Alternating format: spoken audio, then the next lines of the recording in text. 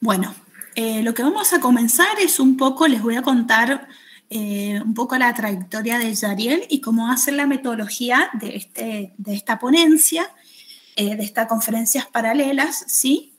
Primero me voy a presentar, mi nombre es Pamela, soy Pamela Castro, soy la coordinadora de la carrera de Comunicación Social actualmente y desde hace un tiempo me vengo comunicando con Yariel. Yariel es un doctor, es un pedagogo cubano, ¿sí? Que por eso lo tenemos en video, por eso lo tenemos ahí congelado, porque bueno, sabemos que las comunicaciones con el país de Cuba no son tan fáciles por su bloqueo económico, comunicacional y de toda índole. Entonces, bueno, Yariel nos envió el video y está conectado a través del WhatsApp conmigo. Entonces, la metodología de esta conferencia paralela va a ser la siguiente. Después de que veamos el video, que dura, ahí como ven, 30 minutos, ustedes van a comenzar con el momento de las preguntas. Les pido que las hagan a través del chat escritas y yo voy a pasarle las preguntas a Yariel. Yer me va a mandar un audio donde yo lo voy a reproducir para que ustedes puedan escuchar las respuestas, ¿sí? Por eso les decía que esta es una conferencia totalmente diferente a las que estamos acostumbrados en los congresos de alfabetización, cuando tenemos la persona conectada en vivo en directo y no de esta manera que está grabado, ¿sí? ¿Hay alguna duda sobre la metodología? ¿Algo que me quieran preguntar? Bueno, seguimos avanzando. Entonces les voy a presentar quién es Yariel. Yariel es profesor titular y director de Ciencia, Tecnología e Innovación de la Universidad de Santic Spiritus, miembro de la Red de Estudios de Educación y de la Red Educativa Mundial, es experto de la Junta de Acreditación Nacional de la República de Cuba y miembro de la Asociación de Pedagogos de Cuba y la Asociación de Psicólogos de Cuba. Ustedes seguramente están viendo mi pantalla, no sé si ven lo que yo voy leyendo. No sé si alguien me puede decir. No hay problema. No me ven. Bueno, pero yo les sigo contando. Ha recibido varios cursos de posgrado en temáticas como diseño curricular, fundamentos para la investigación, bases psicopedagógicas del aprendizaje, trabajo social, gestión empresarial y desarrollo local.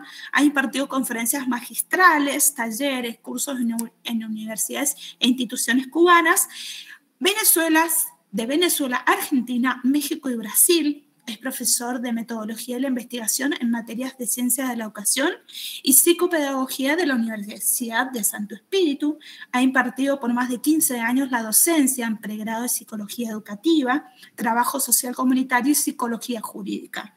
Y se desempeñó como coordinador de salud mental del municipio de Yuri, de Jupi, ¿sí? En Brasil, durante los años 2016-2017.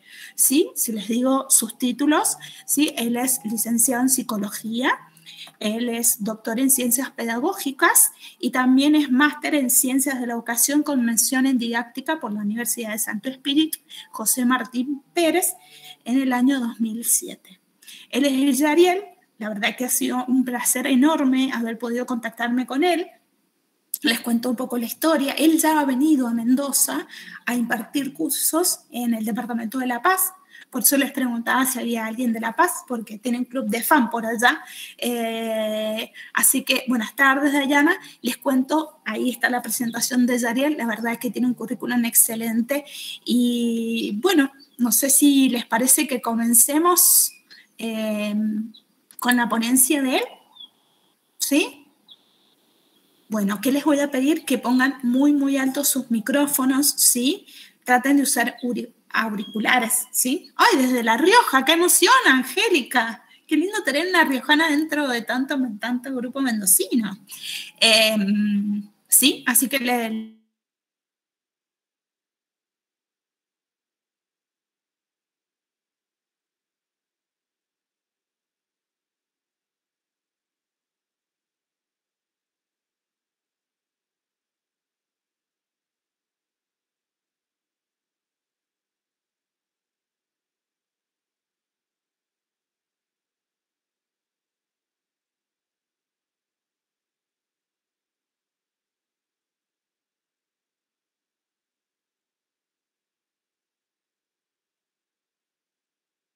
cosa que les iba a decir. Obviamente van a notar que no tienen el mismo manejo de algunas palabras como nosotros, así que cualquier duda me consultan.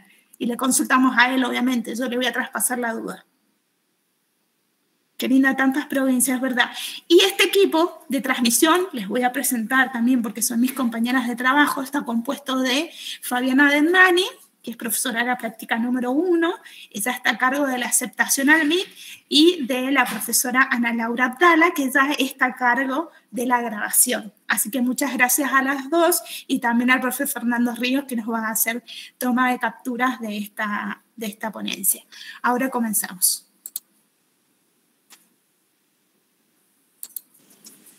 Un saludo a todos y todas los que asisten al 10º Congreso Provincial Educación Integral, Alfabetización y Literatura.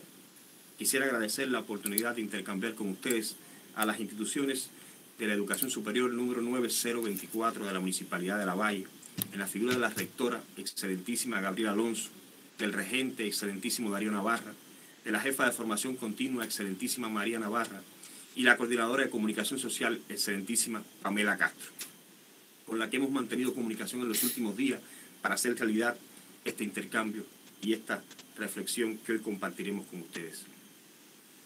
Hemos titulado nuestra presentación La educación postpandémica y la necesidad de transformar los roles del docente en los nuevos modelos de enseñar y aprender.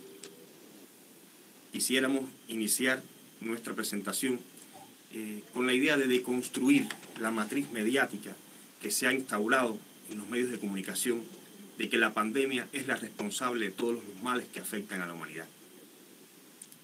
Decir que la pandemia es responsable de todos los problemas sociales que hoy nos acusan a nivel internacional sería igual que decir que Adolfo Hitler es responsable del fascismo o que el expresidente Donald Trump es el responsable del auge de la ultraderecha o los movimientos segregacionistas a nivel internacional. Estas dos figuras lideraron movimientos, corrientes de pensamiento, grupos sociales. En la misma medida y usando la comparación, podemos decir que la pandemia ha venido a develar, a colocar al desnudo las incapacidades de los sistemas sociales para responder a las crecientes demandas y problemáticas del desarrollo humano y del desarrollo sostenible. Es importante, de alguna forma, también dejar claro que la crisis generada por la pandemia es solo la punta del iceberg de profundas deficiencias en los sistemas de salud, los sistemas sociales y también los sistemas educativos. Nuestra escuela como institución y nuestros sistemas no han sido capaces de enfrentar las profundas problemáticas que ha generado la fatiga pandémica, el auge de posiciones que en muchas ocasiones rondan la falta de solidaridad en importantes aspectos de la vida, como puede ser la democratización de las vacunas, el acceso a la salud, entre otras. Y también, ¿por qué no? Podemos decir que la pandemia nos ha mostrado la ineficiencia de algunos sistemas tecnocráticos para lograr realmente que la educación logre convertirse en comportamientos que nos parezcan o asemejen más al humano que a los propios animales que con nosotros habitan en esta única y contaminada nave espacial.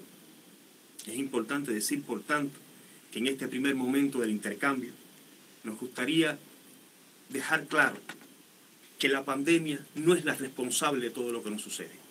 La pandemia sin duda ha generado mucho dolor.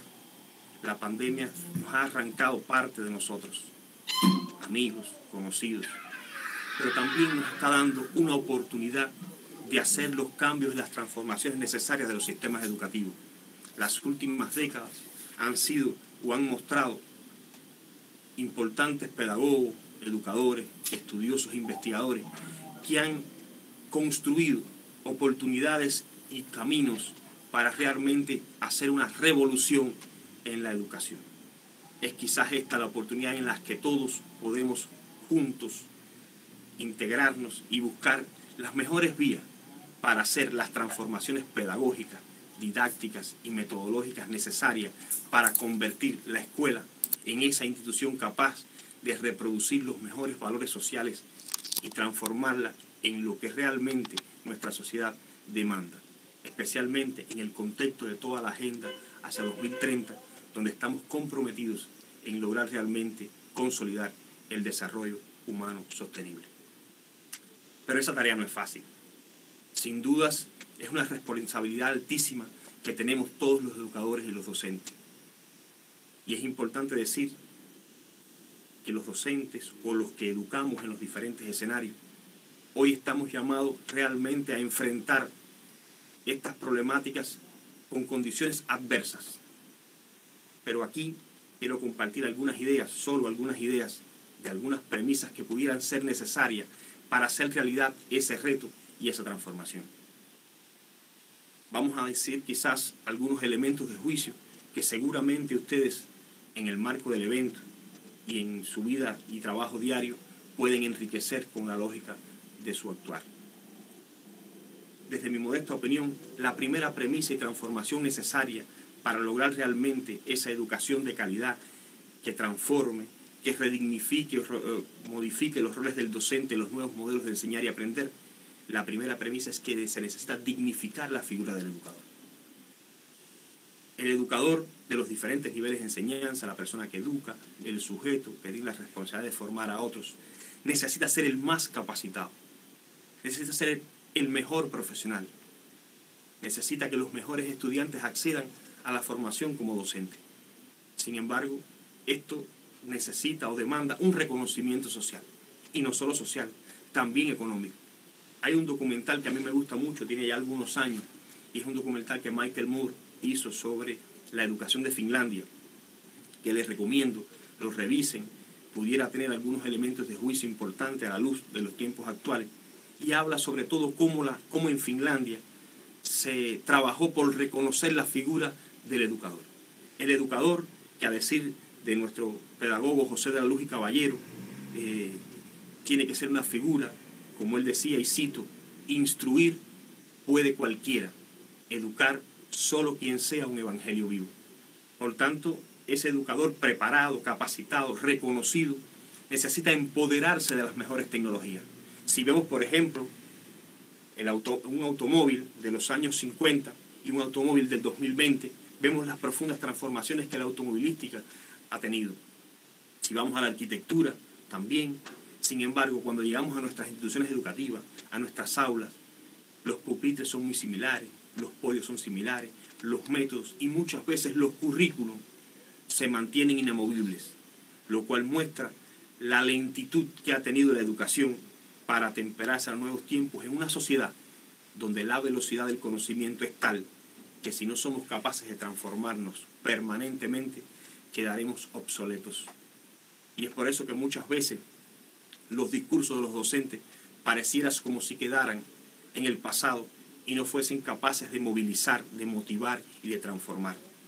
Por tanto, resumiendo esta primera premisa, es necesario que el docente esté motivado, preparado para ese cambio.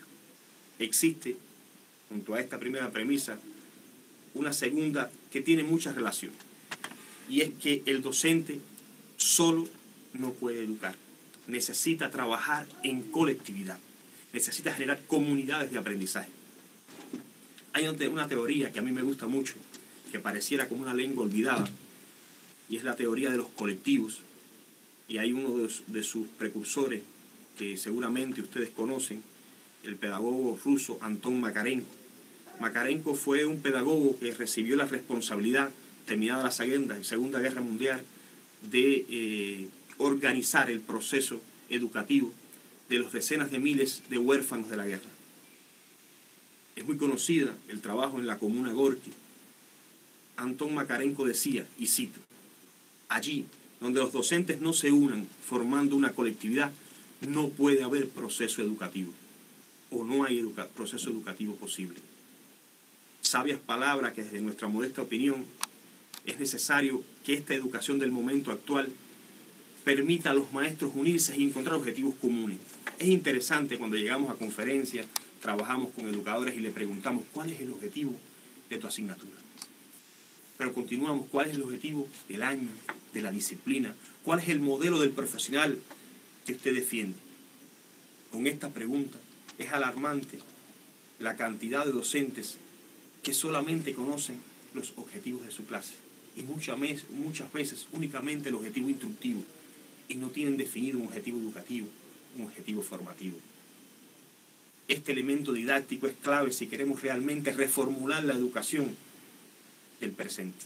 Necesitamos construir caminos únicos en los que nos integremos y seamos capaces de tener una comunidad de aprendizaje, pero no solo los docentes. Es necesario integrar en ese proceso a la familia, a la comunidad, a los sectores sociales, a las organizaciones de masa. Es bien interesante. En una ocasión, cuando estaba haciendo mi formación doctoral, trabajaba en un grupo experimental con docentes de la universidad y les presentamos la idea de hacer una reunión de padres. Todos los jóvenes me miraban y un poco como que no entendían la necesidad de hacer. Puedo decirles que es impresionante lo que los padres pueden aprender de sus hijos. Y sobre todas las cosas, lo mucho que los hijos aún pueden aprender de los padres. La sociedad moderna nos ha impuesto un modelo de comunicación y de relaciones sociales que hace que muchas veces tengamos muy poco tiempo para comunicarnos. La pandemia nos ha dado la oportunidad de rearticular relaciones al interior de la familia, al interior de las comunidades. Yo recuerdo cuando en mi barrio salíamos a las 9 de la noche a aplaudir a los médicos o al personal de salud de manera general que trabaja ante la pandemia.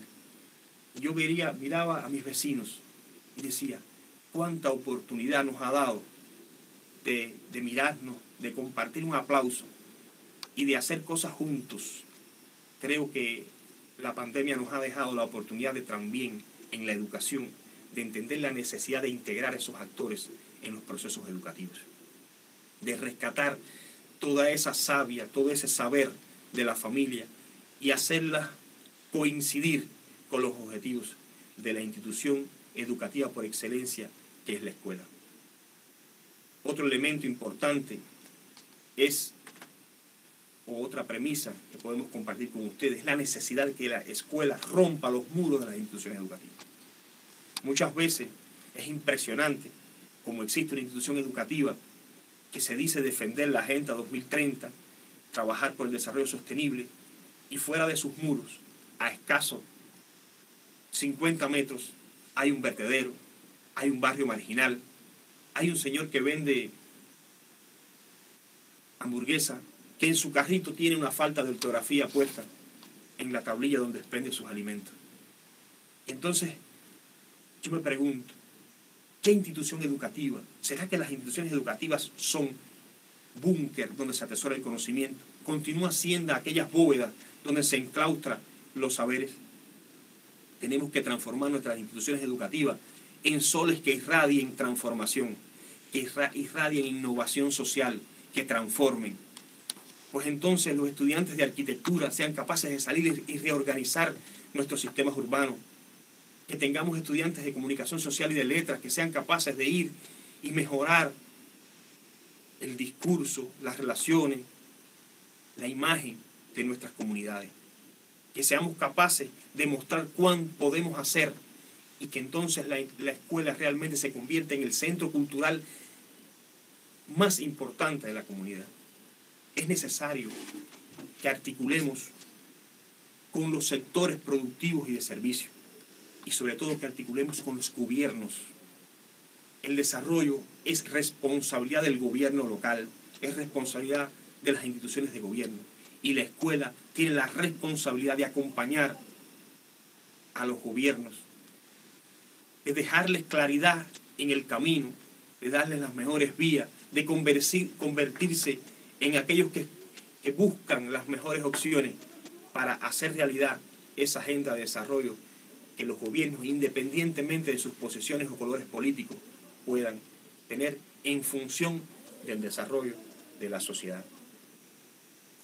Existe otra premisa muy importante que acompaña a estas iniciales que he compartido, y es que es necesario que nuestras instituciones educativas coloquen como meta fundamental de la educación la felicidad. Es necesario imponer un modelo de cooperación sobre el modelo de competitividad o de competencia que predomina en la mayoría de los escenarios educativos. Porque crean, amigos míos, que en una competición existe mucha felicidad en los vencedores, pero cuántas frustraciones, miedos generan en aquellos que no son los que vencen. Es importante que las instituciones educativas se conviertan en un escenario de placer, de oportunidades, de crecimiento, y no un escenario de miedo. Y si quieren, a veces pregunten a sus estudiantes, cuando muchas veces vamos a hacer esas evaluaciones finales, cuáles son las sensaciones que tienen. Me gustaría una educación y una escuela que hiciera que los estudiantes a todos los niveles sonrieran, vinieran a disfrutar y a crecer. Porque tenemos que buscar una educación inclusiva que realmente garantice ese espíritu de felicidad que demanda nuestra sociedad y que es la única vía posible para realmente conseguir coexistir en la Tierra con las condiciones que realmente el ser humano demanda y necesita. Muy ligado a esta premisa que acabo de explicar, viene la quinta y para mí una de las más importantes. Hay que darle a la educación un carácter humano que realmente transforme ese modelo de inclusión por carencias a un modelo de estimulación por potencialidades. Es necesario que el diagnóstico sea de potencialidades. A mí me gusta mucho la teoría del desarrollo expuesta por la concepción histórico-cultural en la figura de su precursor Vygotsky. Seguramente ustedes han escuchado, han trabajado esta figura en muchas de sus asignaturas, de sus formaciones. Y en esta concepción del desarrollo se plantea la necesidad de conocer el desarrollo real del estudiante y el desarrollo potencial. Y los niveles de ayuda tienen que estar en función de esas potencialidades que el sujeto tiene. Es importante entender que lo que nos hace especiales es lo diferente y no lo común. La escuela tiene que ser una institución que base su desarrollo y su trabajo en las diferencias y no en lo que se repite como un cliché en todos los sujetos. En esa misma lógica de pensamiento, nosotros insistimos en la necesidad de que los docentes sean capaces de ver más allá de lo que está frente a nosotros. El educador, decía Paulo Freire, tiene que ser un esteta, tiene que dominar el arte de ir al futuro y ver las potencialidades del sujeto. Tiene que hacer que el otro se motive por el derecho a aprender, a crecer. En una ocasión, hace quizás algunos años, hace ya 5 años aproximadamente, me consultaron sobre la posibilidad de que un joven síndrome de Asperger pudiera hacer la carrera de medicina. Mi respuesta fue contundente y rápida: sí. Recibí la oposición de muchos profesores que planteaban que producto de esta, saben ustedes que el síndrome de Asperger es un trastorno del espectro autista y que por sus características tienen dificultades para establecer relaciones sociales, comunicación, en fin. Pero ¿quiénes somos nosotros para decir lo que el otro puede o no hacer? Nuestra responsabilidad como institución educativa es generar vías, caminos, métodos y oportunidades para que los sujetos crezcan y logren resultados. Y que ellos mismos sean capaces de guiar su camino en función de sus intereses y de sus deseos. Es por ello que esta premisa de lograr realmente una educación con un carácter humano y no humanista, porque no estamos hablando de una corriente filosófica, estamos hablando del ser humano único y irrepetible con sus valores. La escuela tiene que ser, ante todo, un escenario de respeto, un escenario en el cual los seres humanos encuentren la paz necesaria para crecer y desarrollarse. Otra de las premisas que es muy importante en el trabajo de esta educación, si podemos llamar pospandémica, es que la educación tiene la responsabilidad de vencer, también la capacidad de vencer los retos que nos impone la modernidad. El reto de las identidades, quiénes somos, qué queremos.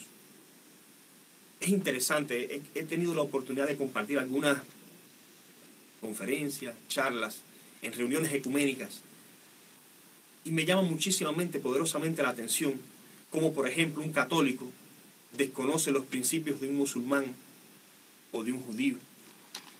Hace aproximadamente 7 años, conocí a un joven wicano. Me encontraba, tenía una consulta, viví 3 años en Brasil y allá tenía una consulta de psicología. Y ese joven llega a mi consulta y comienza a explicarme un poco cuáles son sus percepciones del mundo. Créanme que él me enseñó mucho más a mí que los niveles de ayuda que quizás yo pude darle en aquella psicoterapia breve que tuve con él. Me enseñó, por ejemplo, que los wicanos tienen un libro, como los católicos tienen su Biblia, y que en ese libro, que es el libro de la sombra, tienen también principios interesantísimos. Tienen, por ejemplo, un principio que se llama la ley tríplice. Esta es una ley que dice que cuando, por ejemplo, un integrante de su congregación comete un error o hace algo malo, no es expulsado, muy por el contrario, se sufre junto a él, porque todo lo que hacemos, para bien o para mal, la vida nos devuelve multiplicado por 3. Entonces aprendí que de alguna manera la escuela también tiene que escuchar a esa diversidad, ese respeto a la identidad del otro. Igual pasa con la identidad sexual. Cuando a veces a mis estudiantes les pregunto ¿cuántas orientaciones sexuales existen? Comienza la respuesta 5, 7, 9. Bueno, hoy Naciones Unidas tiene reconocida más de 200 orientaciones sexuales. Esa diversidad, esa capacidad de inclusión es conocido, por ejemplo, recientemente Argentina fue uno de los países que trabaja por el reconocimiento pleno y legal de esa diversidad. Ese es un reto que la escuela tiene. El reto de la libertad. Ustedes conocen mejor que yo qué cosa es el lawfare. Hace algún tiempo escuché en un investigador de la Fuerza Tarea Lavallato, refiriéndose al expresidente Luis Ignacio Lula da Silva, que para encarcelarlo no se necesitaban pruebas, se necesitaban convicciones. Por tanto, la sociedad está cambiando en tantas contradicciones, en que la libertad es un concepto que muchas veces no depende ni de las pruebas, depende de las convicciones. ¿Y quiénes forman las convicciones? ¿Quiénes son responsables de generar matrices mediáticas de opinión, fake news, redes sociales que inundan nuestros jóvenes? Muchas veces competimos con esas redes sociales. Y créanme que como propia característica del desarrollo o de los procesos cognitivos, atención, pensamiento, lenguaje, memoria, es muy difícil que un docente, como me encuentro aquí, intentando motivarlos a ustedes, así, con esta monotonía, pueda competir con los excelentes diseños que hoy las redes sociales nos presentan, con esa capacidad de unir imagen, palabras, sonidos. Por tanto, el reto es complejo. Pero no solamente existe el reto de la libertad, existe el reto de amar. ¿Qué nos gusta? ¿Qué queremos? Nuestros jóvenes se encuentran hoy necesitados y nos demandan que les enseñemos qué cosa es lo bueno, qué es lo malo, qué amamos y por qué. Pero junto a eso, el reto de soñar. Los educadores tenemos que ser capaces de apasionar, de que los otros sean capaces de sentir qué puede ser útil para su desarrollo, y para ello necesitamos, por supuesto, ser capaces, desde el punto de vista de nuestro trabajo, de conocer a nuestros estudiantes. Es impresionante cuando le preguntamos a los docentes cuál es el nombre, por ejemplo, del vigía de nuestra institución. ¿Cómo se llama la señora de la limpieza? Muchas veces, cuando llegamos atrasados, pasamos por donde está limpiando y ni siquiera una mirada le damos.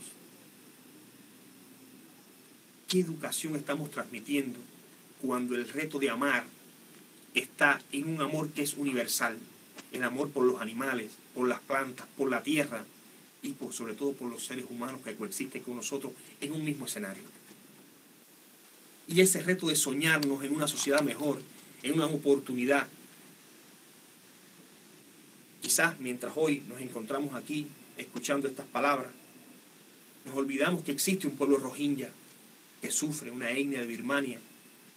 Nos olvidamos que existen disímiles de pueblos olvidados, segregados, niños que mueren de hambre.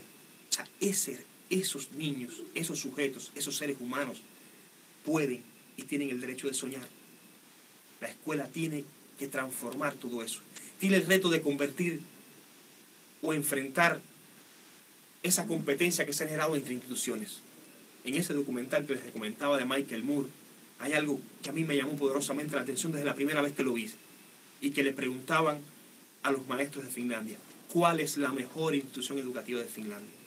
Y ellos respondían, la escuela del barrio. Si queremos que realmente los seres humanos podamos soñar, tenemos que lograr que todas las instituciones educativas tengan el mismo nivel de calidad y nos puedan dar la misma oportunidad de crecer, porque es muy difícil lograr, y ustedes lo conocen, estudiar si somos de un barrio marginal o si somos del campo. Por tanto, las instituciones educativas tienen que reformularse y repensarse en función de realmente que sean capaces de encauzar sueños en cualquier lugar donde ellas se encuentren. Otro de los principios que consideramos importante es el principio de co-construir métodos, vías, alternativas metodológicas y nuevas oportunidades para enfrentar esos vicios, esos privilegios, esas posiciones eurocentristas que han predominado en la educación. Los libros han sido escritos desde Occidente. Muchas veces los conceptos han sido elaborados desde esas grandes emporios del poder. Un día quizás hablemos de la Web of Science, de Scopus, de las revistas que publican a quienes tienen la posibilidad de escribir o quienes tienen las políticas editoriales que ellas generan. Es necesario que rescatemos las pedagogías originarias. Muchas veces conocemos más los pedagogos de Europa que los propios pedagogos de nuestras comunidades. Es necesario insertar los saberes populares y ancestrales. Es necesario insertar en la educación las tendencias, las corrientes filosóficas, religiosas que coexisten en nuestras comunidades. La escuela tiene que parecerse a su comunidad. Tiene que usar métodos y vías que se parezcan a la sociedad en la que ella tiene la responsabilidad de formar y educar. Y un último principio en este proceso de reflexión sobre cómo debe ser la educación en ese nuevo modelo de enseñar y aprender es el principio de que la escuela necesita fomentar la cultura de paz como base del desarrollo necesario. Hay unas palabras de Gabriel García Márquez que a mí me gustan mucho y que dice que ya es hora de entender que este desastre cultural no se remedia ni con plomo ni con plata, sino con una educación para la paz. Una educación inconforme, reflexiva, que nos incita a descubrir quiénes somos en una sociedad que se parezca cada día más a la que merecemos. Y es en esa lógica que nosotros consideramos que la escuela tiene que ser una institución que sea el centro cultural de la comunidad, que esté en la capacidad de, por sobre todas las cosas, educar para vivir con justicia y compasión.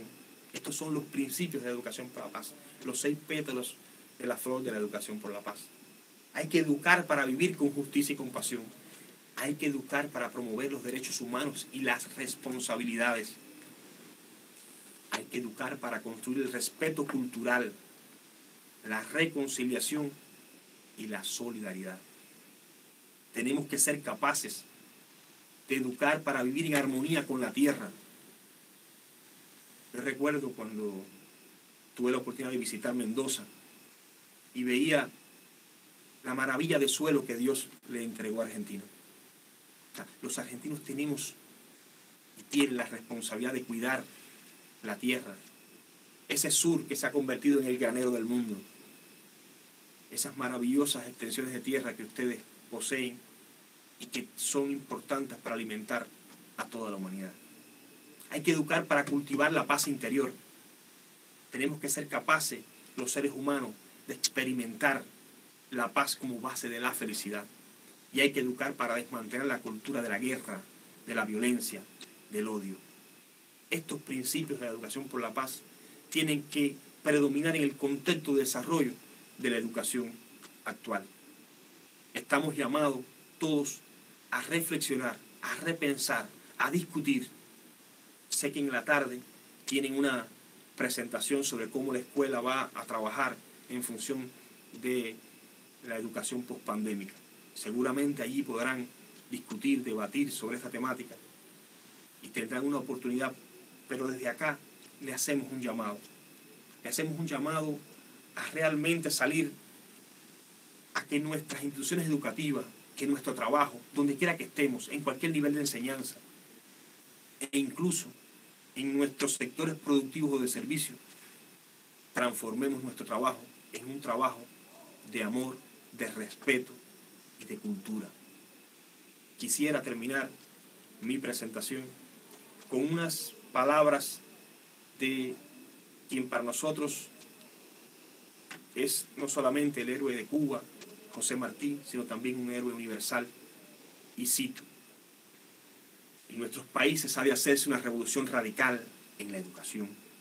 Si no se les quiere ver siempre, como aún se ve ahora, a algunos irregulares, atrofiados y deformes, como el monstruo de Horacio, colosal la cabeza, inmenso el corazón, arrastrando los pies flojos, secos y casi en hueso los brazos. Muchas gracias por haber compartido conmigo estas palabras y los invito a la discusión y al debate.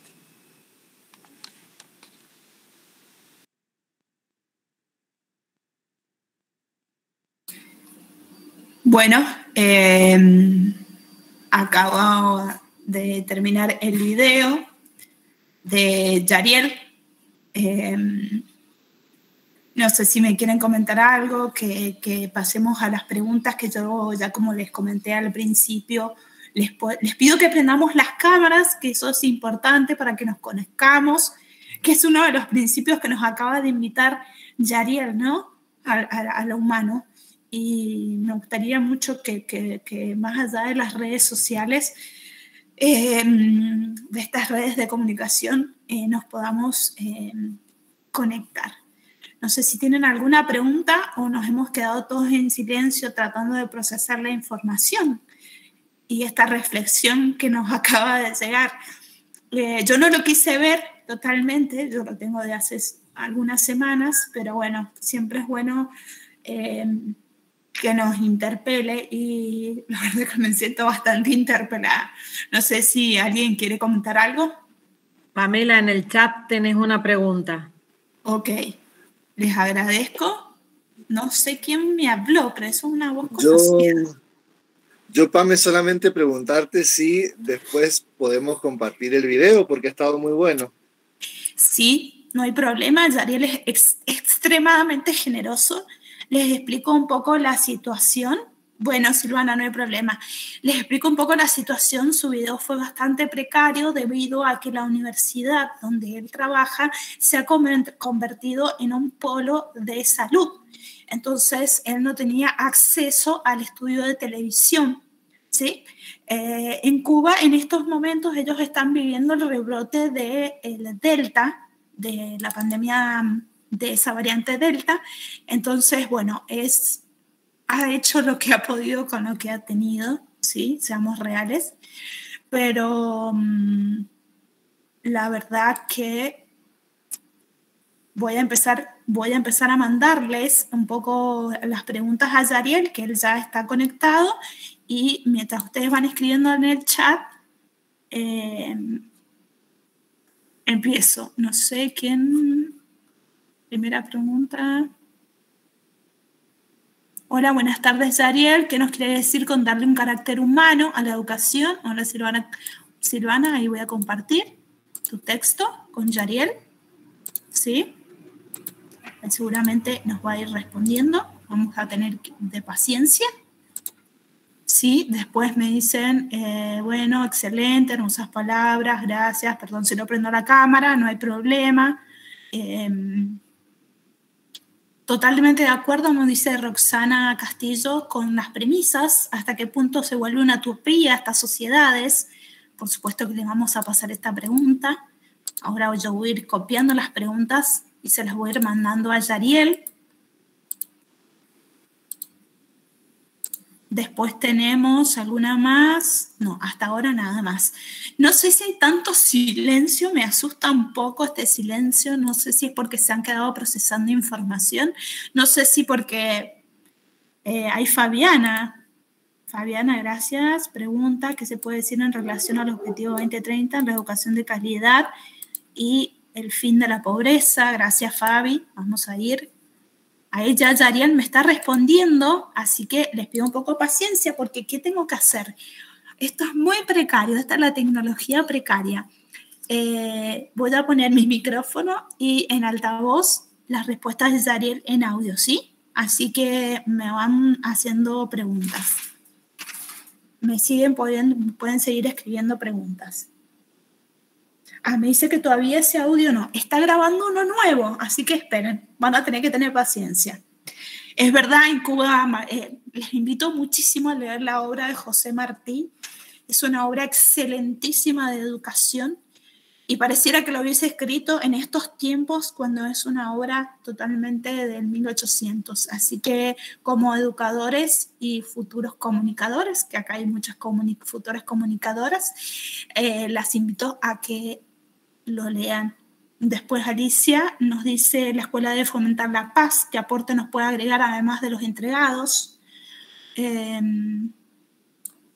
Acá después también me dice Gabriela, en Cuba Martí trabaja con la pedagogía de la ternura, ¿qué impacto tienen las escuelas de Cuba? Bueno, ahora voy a comenzar con Está grabando un audio. Les quiero decir que se habrán dado cuenta que habla bastante, así que van a tener que tener un poquito de paciencia porque parece que el audio se está haciendo largo. Ustedes, buenísima pregunta, Dariel, ¿podemos educar en base a los pilares de la cultura de Delors en el contexto actual? Gracias. Si nos mostramos quedaremos obsoletos, ¿nos explicaría qué quiso decir con esa frase?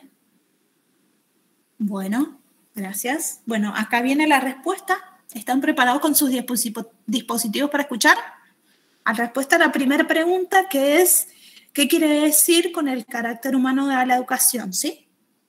Un saludo desde Cuba. Disculpen, ese audio se fue sin haber culminado la interpretación que habíamos dado de la pregunta. Bueno, decirles que un carácter humano de la educación está concebido precisamente, es importante, no solamente el carácter humanista, porque una cosa es el humanismo como corriente filosófica, y cuando hablamos del concepto humano, es incorporar los valores más preciados del ser humano en el proceso docente educativo. Durante las últimas décadas, fundamentalmente, se ha ido apreciando una especie de predominio de corrientes y posiciones que predominan o hacen predominar las posiciones tecnicistas y del mercado por sobre los intereses de los sectores sociales más desfavorecidos. Y es por eso que estamos hablando en esta agenda de transformación que hemos llamado desde la UNESCO Agenda 2030 y que de alguna manera tiene entre sus objetivos un objetivo concreto relacionado con la educación. Y es darle ese carácter humano que incorpore conceptos como equidad, respeto, igualdad. Y en esas premisas se sustenta la idea de que el carácter humano de la educación demanda que los seres que coexisten en un proceso docente educativo estén en igualdad en condiciones para aprender juntos, para compartir experiencias y construir los saberes necesarios para su desarrollo y su crecimiento individual y colectivo. No sé si respondió la pregunta o le surgieron nuevas preguntas a partir de la respuesta. Ahora le mandé, está grabando otro audio, va a responder a la pregunta que puede decir en relación a los objetivos 2030, específicamente la educación de calidad del fin de la pobreza, y de a poco le voy a ir agregando todo lo que ustedes me vayan comentando en el chat, ¿sí? Vamos a tener que tener paciencia. ¿Se dan cuenta que no estamos acostumbrados a tener un espacio de pensamiento y de procesamiento de información? Estamos acostumbrados a digerir todo rápido. Y bueno, esta ponencia ha venido a rompernos con todas las estructuras, a tener que digerir la información esperando una respuesta. ¿Sí? No sé qué les parece eso.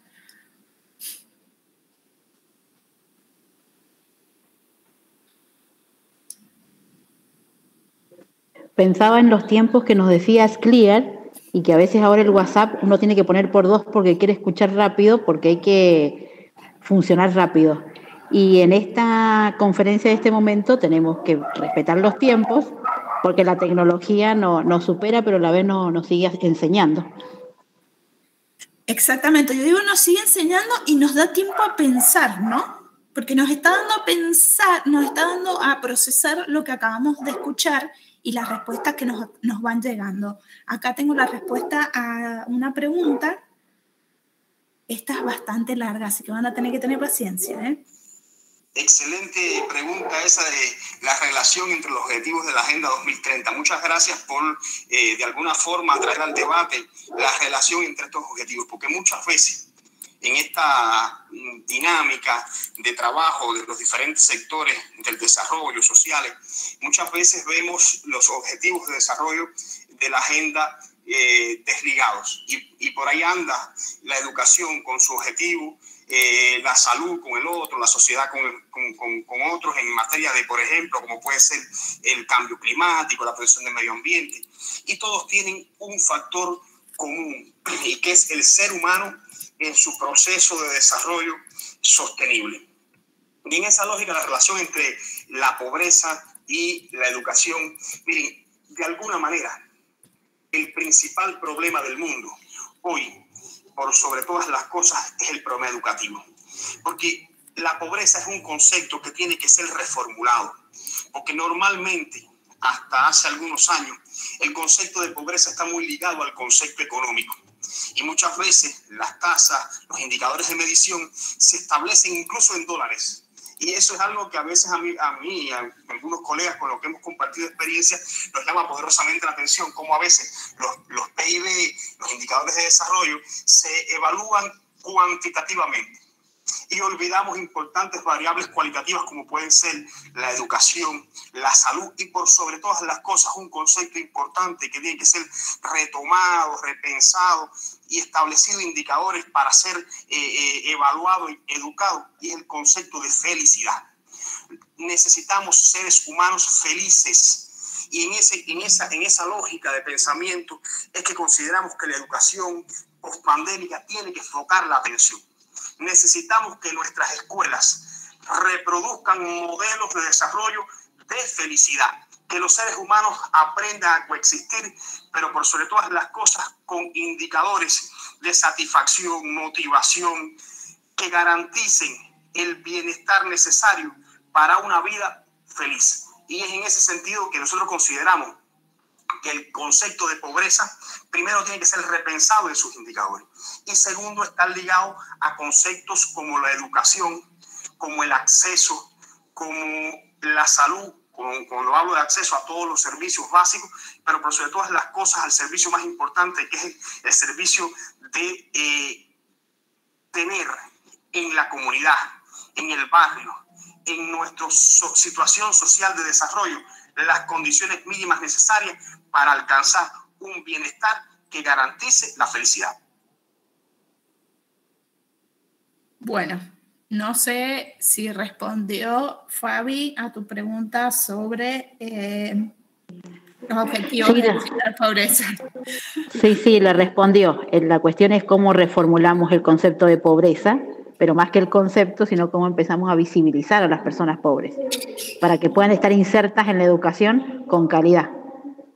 Sí, ya habla, y no solo habla de la pobreza económica, ¿no? Habla de otro tipo de pobreza. Sí, también que es la que más invisible. Es la más invisible, ¿no? Eso me gustó porque que a veces, eso decía, ¿no? Cuantificamos la cuestión de la pobreza y tenemos mucha gente que puede tener acceso a la educación o al servicio de salud y tiene pobreza de otro tipo, ¿no? ¿Cuántos podemos decir que somos extremadamente felices o cuánto dedicamos a nuestra felicidad? Eso no lo cuantificamos, ¿no? No nos hemos puesto a pensar. ¿Cuánto hay de disfrute en nuestras aulas? ¿Cómo hacer para que el acto de enseñar y aprender sea una cuestión de felicidad y de disfrute? Eso es mío, no es de Ariel. Así que si cualquier cosa se la agarran conmigo. Está grabando otro audio.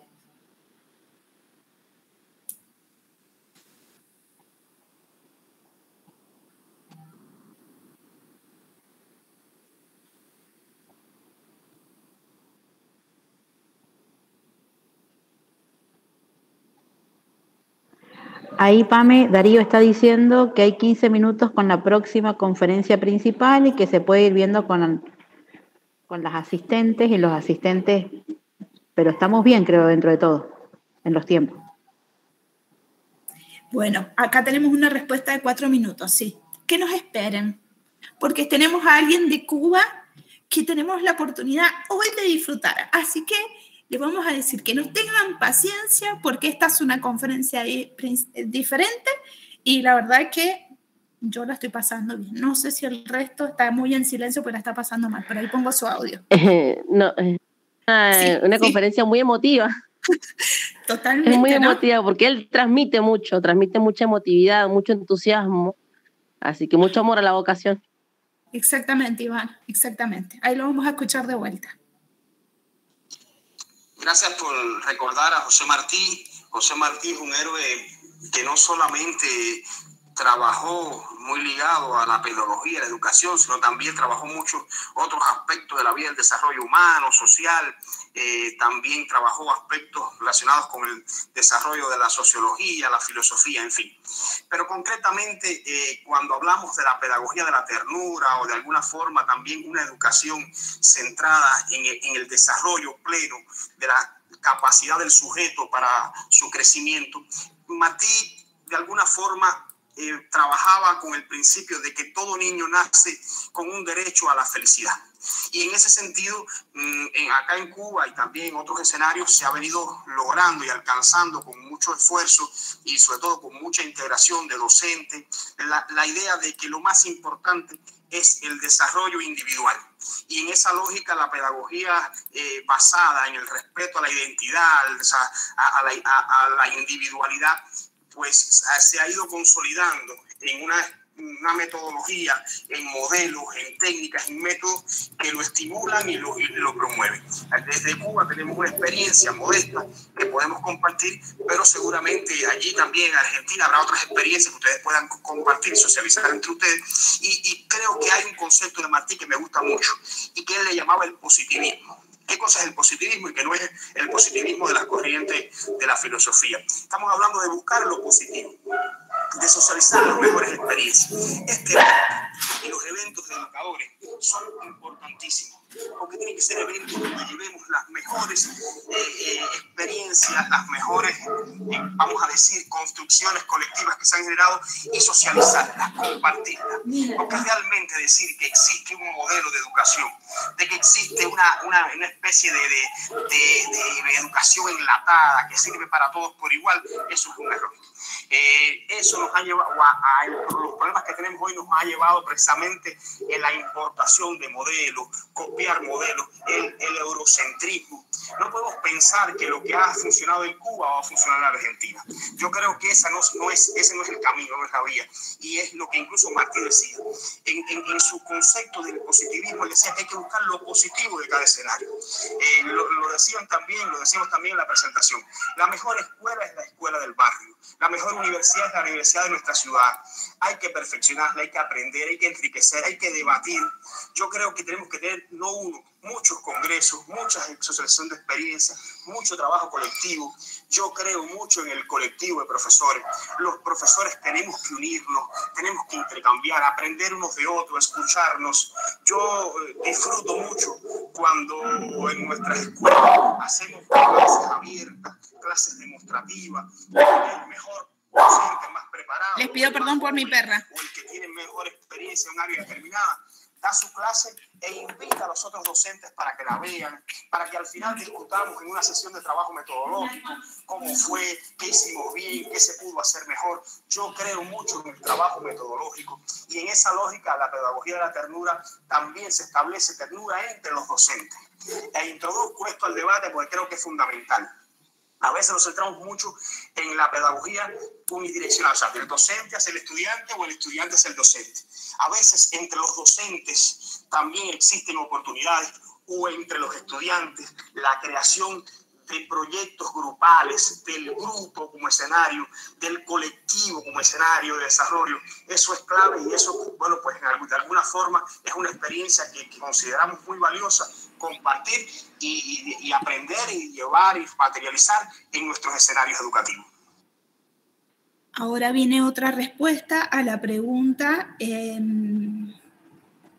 ¿la escuela debe fomentar la paz? Esa pregunta que dice qué aporte nos puede agregar además de los entregados. Creo que se trabaja para la paz, pero no es suficiente. Excelente pregunta. ¿Podemos educar? Sí.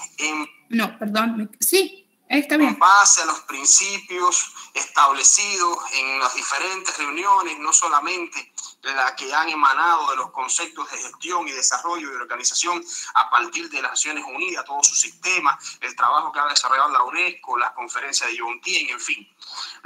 Podemos sí transformar la educación. Estamos en un momento oportuno. El hombre y el ser humano está en un momento clave de transformación. La pandemia puede y debe ser una oportunidad para repensarnos como seres humanos. Creo que nos está dando la pandemia, además de todo el dolor que ella ha generado, la oportunidad de que reflexionemos, de que nos miremos, que aprendamos uno de los otros, que nos acerquemos, que eduquemos con cada cosa que hacemos y por sobre todas las cosas, que repensemos nuestros modos de actuación, que rescatemos los valores más preciados del ser humano, que aprendamos a valorar las cosas más simples y que resultan a la larga ser las más importantes, que valoremos más la sonrisa, el aprender juntos, el hacer juntos, que valoremos más el crecimiento del otro, que... Perdón que se me bloqueó el teléfono, pido disculpas. El crecimiento del otro, que superemos de una vez más y para siempre. O sea, para siempre, los modelos competitivos, o sea, que generan tanto dolor en aquellos que por diferentes causas o motivos, sean causas económicas, discriminación, de cualquier causa, incluso de capacidad intelectual, no logran los objetivos. Yo creo que una educación de calidad es aquella que todos venzan los objetivos de su crecimiento individual. Los docentes tenemos que establecer planes de desarrollo individual. Cada estudiante tiene que tener un proyecto de vida individual. Cada grupo tiene que tener un proyecto de vida grupal. Los docentes tenemos que tener un diagnóstico de nuestros estudiantes y establecerles metas individuales para que en el crecimiento y el alcance de esas metas se base nuestra evaluación y nuestros resultados educativos. Ninguno de nuestros estudiantes, en cualquiera de los niveles de enseñanza, puede tener una misma vía o una misma vara para ser evaluado. Necesitamos que cada cual se mida a partir de sus condiciones, de sus capacidades y por sobre todas las cosas, de sus sueños y sus objetivos, los cuales tenemos la responsabilidad de ayudarle a construir. Es el docente la persona preparada y llamada por la sociedad a construir o ayudar a construir al sujeto sus proyectos de vida individual.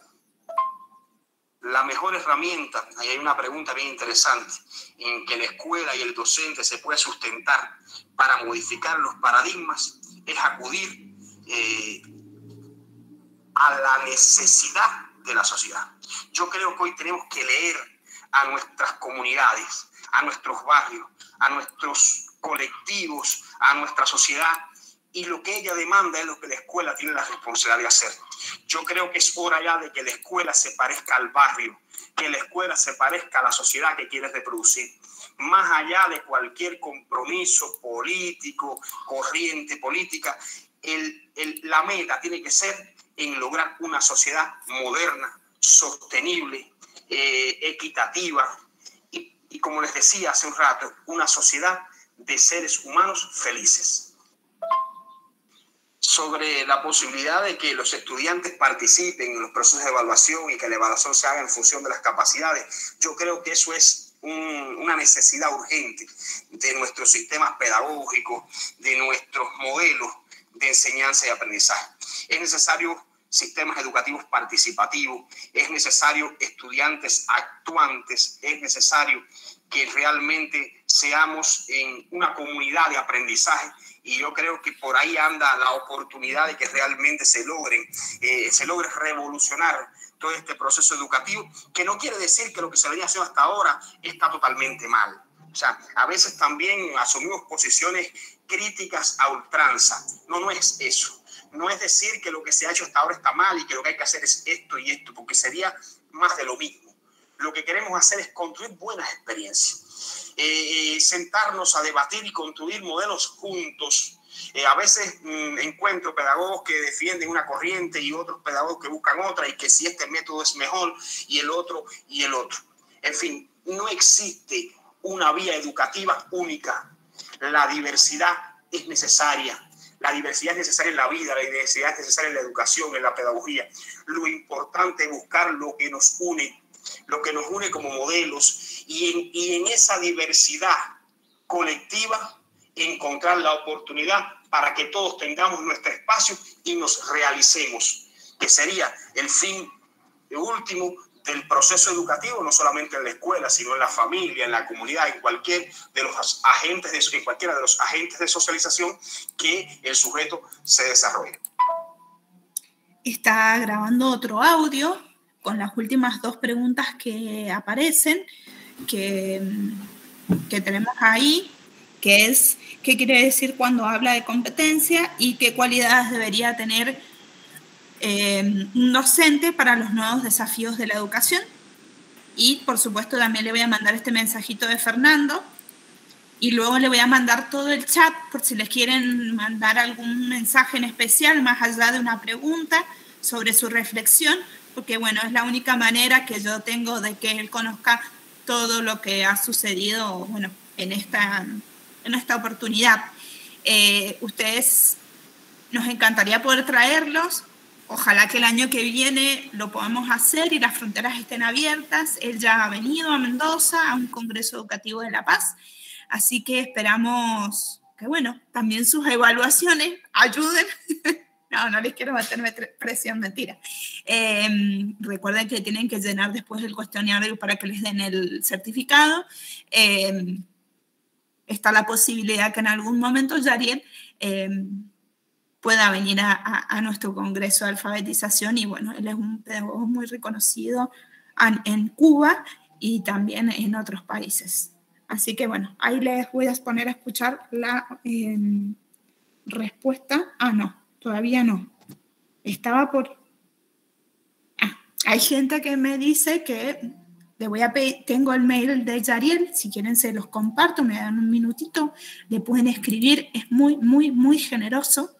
Es una persona muy generosa, y quien esté interesada o interesado en escribirle no va a tener ningún tipo de dificultad seguramente para compartir su conocimiento. Bueno, ahí viene la respuesta de Yariel, mientras busco su correo, perdón. Cuando hablo de competencia o hablamos de competencia en la educación, no estamos hablando de los modelos de formación por competencia. Nosotros consideramos que en materia de pedagogía didáctica en los últimos años los modelos de formación por competencia han sido muy exitosos. Amén de todas las críticas que puedan existir a partir de algunos resultados, algunos aspectos en cuanto sobre todo a la evaluación o los sistemas de medición de las competencias. Nosotros hablamos de la competición como proceso de colocar a los sujetos a de alguna forma medirse sus capacidades para obtener los resultados. Estamos hablando de la competición o de la competencia que se genera en los escenarios para lograr acceder a un resultado, a una nota. Estamos hablando de la competencia de para cuántos puntos tengo yo y cuántos tienes tú. Y a partir de eso, cómo selecciono a los mejores. Estamos hablando de esos escenarios, a veces de lograr que nuestros estudiantes, en vez de aprender a compartir, aprenden a individualizar y tratar de... Y a veces los cerebros de nuestros estudiantes se tornan una especie de recipiente cerrado y que las llaves solamente la tiene el profesor y el propio estudiante. Estamos hablando de trascender esos modelos de competición por modelos de colaboración y cooperación. Estamos hablando de que los sujetos aprendan a compartir el conocimiento. A mí me gusta mucho, yo incluso recientemente conversaba con algunos colegas la necesidad de que realmente se trabaje más en promover la colaboración como un escenario de desarrollo en la educación a todos los niveles y sobre todo buscar oportunidades de intercambio. Nosotros creemos en la necesidad de un proyecto de vida grupal. Yo sé que en algunos escenarios educativos, sobre todo en los últimos años, se ha venido trabajando en la necesidad de que todas las universidades, instituciones educativas establezcan los proyectos de vida individual. Y se ha avanzado muy poco en establecer proyectos de vida colectivos. Los proyectos educativos de centro, que muchos de ustedes conocen, son documentos que muchas veces quedan olvidados y nosotros le damos una importancia capital. O sea, el proyecto educativo de centro, traducido en proyectos educativos de grupo, que esos proyectos educativos de grupo se convierten en proyectos de vida de ese colectivo, es una dinámica necesaria y que de alguna forma los docentes tenemos que conocer y dominar. El profesor de matemática tiene que saber cuál es el proyecto educativo del grupo al que él le está dando, impartiendo la asignatura. Igual cualquier docente, y tenemos que conocer hacia dónde va ese grupo, cuáles son sus necesidades, sus aspiraciones, las metas comunes, lo que los hace diferente y especial. Cada año tiene sus particularidades, tiene sus metas. No es igual un millennial que una generación Z, no es igual un joven nacido en el 2005 que uno en el 2010, que uno en el 2008, que uno en el 2000. Entonces, en esa lógica de trabajo, los docentes tenemos mucha responsabilidad. Tenemos que acompañar ese proceso de desarrollo y no solamente a nivel individual. Pero sobre todas las cosas creo que es necesario que aprendan a colaborar y cooperar. Ambas, de alguna forma, con sus diferencias y sus similitudes en cuanto a conceptos desde el punto de vista de su interpretación psicológica y sociológica, pero es necesario que la colaboración y la cooperación predominen por sobre los modelos de la competición en los escenarios educativos. La respuesta sobre qué se necesita para ser docente en estos nuevos escenarios, yo creo que se necesita amor. La pedagogía tiene que ser rescatada como una profesión que genere placer. Decía José de la Luz y Caballero, instruir puede cualquiera, educar solo quien sea un evangelio vivo. Yo creo que hay que rescatar la vocación, que hay que rescatar el amor por enseñar, aquel maestro que amaba su clase, que amaba su escenario educativo. Yo creo que hay que rescatar todo eso, pero y sin duda eso tiene que ser rescatado a partir de la atención que se le da a ese docente. Yo creo que el docente tiene que ser el profesional más preparado, el más atendido, el que la sociedad le dé mayor, de alguna manera, que le genere las mejores condiciones para desempeñar su trabajo. Yo cuando me reúno con gobernadores, con algunas instituciones, autoridades de los municipios acá en nuestro país, con algunos responsables que trabajan o tienen la responsabilidad de atender a los educadores, siempre hablo y les comento sobre la necesidad de atender a los docentes.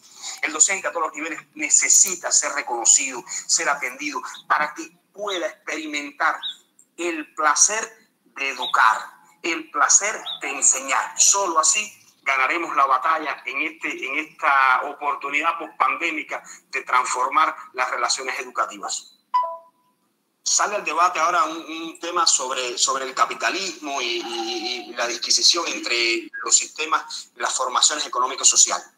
Yo creo que decir que el capitalismo es el responsable de todos los males también pudiera ser un poco, que de alguna manera, una interpretación que rondara en lo mismo que hemos venido trabajando hasta hace algunos años, en dividirnos en polos, si izquierdas y derechas, si izquierdas, en fin. Yo creo que es necesario trascender ese debate.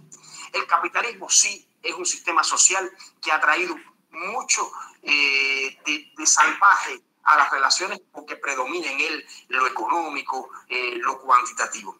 Pero también algunas experiencias de otros sistemas sociales no han sido todo lo exitosas que pudieran ser en materia educativa. Yo creo que es necesario que trascendamos esa disquisición entre capitalismo y socialismo y busquemos un modelo social único para cada escenario.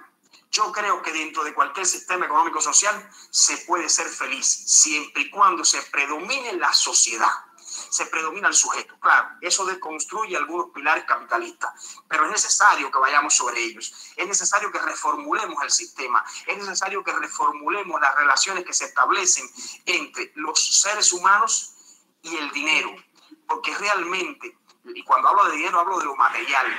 ¿Para qué existen los bienes materiales? Existen para dar felicidad. Entonces aprovechémoslos en función de eso. ¿Qué mundo es este que destina más dinero a las carreras armamentistas que a la eliminación de la pobreza? ¿Qué mundo es este que destina más dinero en las carreras para los viajes al espacio que en trascender y atender los problemas de enfermedades tan que afectan tanto a la salud como puede ser la propia COVID-19? Entonces, yo creo que es necesario que se repiense la necesidad de que se coloque al hombre en el centro. Y por eso es que vuelvo sobre el concepto de lo humano. O sea, lo humano dentro de cualquier sistema social. Y no importa qué color seamos humanos sobre todas las cosas. Seamos capaces de compartir y sentir el dolor ajeno. Ustedes son, como país, un país privilegiado, porque tienen un grupo importantísimo de precursores, de personalidades que han trabajado esta temática que pueden ser rescatadas en cualquier momento.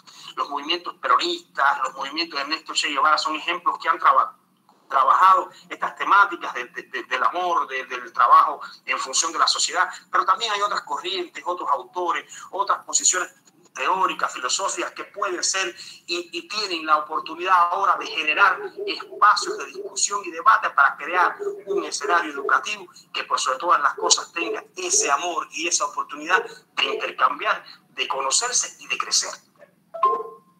Cuando hablamos de escuelas sostenibles estamos hablando de una escuela que se parezca al barrio. Eso queda claro. O sea, necesitamos escuelas que sean extensiones de nuestra sociedad, pero que le devuelvan a ese barrio y a esa comunidad una comunidad más linda, más estética, más desarrollada, culturalmente mucho más preparada, que sea capaz de transformarse en todo su amplitud del conocimiento que ella domina y atesora. La escuela es la institución cultural más importante de la comunidad. Y el Estado es el eje central de todo el proceso de crecimiento y desarrollo. Yo considero que el gobierno es el actor fundamental del desarrollo y la escuela lo acompaña, lo guía y lo prepara para hacer mejor su gestión. Yo considero que el gobierno territorial es clave para realmente transformar a la sociedad. Y la escuela y el gobierno tienen que andar juntos de la mano en generar esos escenarios. Tanto las instituciones de gobierno tienen necesidad de escuchar a la escuela, como la escuela tiene la responsabilidad de integrarse al gobierno para transformar y desarrollar la comunidad, la ciudad, el barrio, la provincia y el país. Yo creo que las universidades, las escuelas, las instituciones educativas de manera general y los gobiernos tienen que trabajar unidos independientemente de su color. Y también los gobiernos tienen la responsabilidad de atender, de dar prioridad a la educación y por sobre todas las cosas también de sustentarles las necesidades que estos tienen para conseguir esos objetivos que tan importantes son si queremos salvar, como les decía en la presentación y decía nuestro inolvidable Walter Martínez, nuestra única, querida y contaminada nave espacial. Bueno, en unos segundos nos va a llegar un audio, ahí me acaba de llegar, y ya será el último audio de Yaril, porque estamos a las 22 y a las 18:30 nos tenemos que conectar a las ponencias generales. Así que bueno, escuchamos este audio. Hay un último mensaje que no quiero dejar de compartir. Yo tengo mucha fe en el hombre.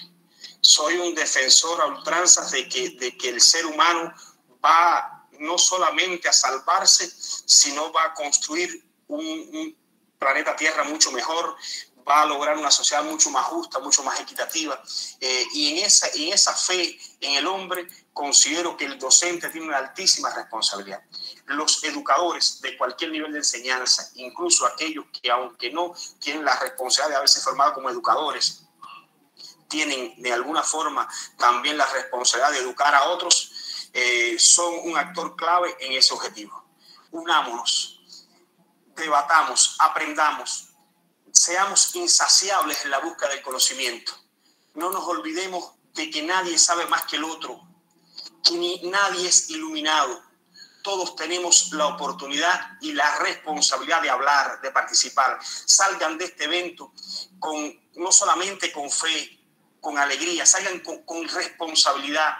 Vayan a sus escenarios educativos, laborales, y busquen las mejores vías, los mejores métodos para transformar, para enseñar, para aprender, para amar al otro, para respetarlo en su diversidad.